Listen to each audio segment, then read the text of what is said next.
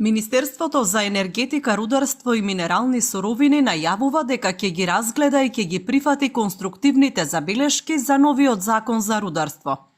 За време од еден месец, колку што беше достапен предлог законот на ИНЕР, пристигнале над 100 предлози од јавноста.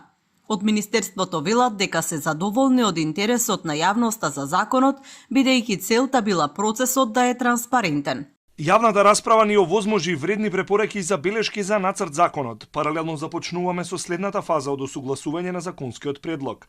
Ги разгледуваме сите доставени предлози и забелешки и ќе организираме работни средби со оние кои се изјасниле за предлог текстот. Нашата цел е да добиеме усогласено, јасно и справедливо законско решение кое ќе обезбеди заштита на животната средина, висока безбедност при работа и предвидлива инвестициска рамка.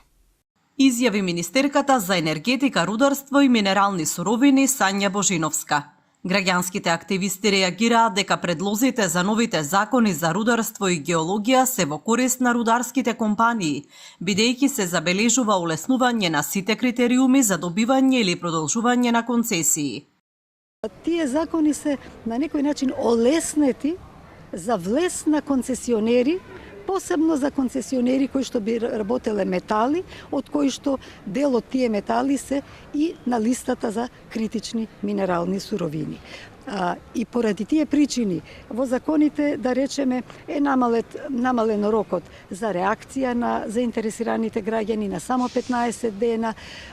Многу е олеснето продолжувањето на концесија на оние кои што биле 30 години концесионери, уште 30 години се да продолжат да загадуваат, без да се предвиди студија за оценка на влијанието на животната средина на тие локации каде што некој 30 години експлоатирал и загадувал. Министерството пак уверува дека финалниот закон ќе обезбеди одржлива експлоатација и преработка на минерални суровини според највисоки стандарди, засилена контрола и транспарентност во сите процеси, задолжителни мерки за рекултивација и заштита на локалните заедници, како и јасна и правично поставена регулатива за сите учесници во секторот.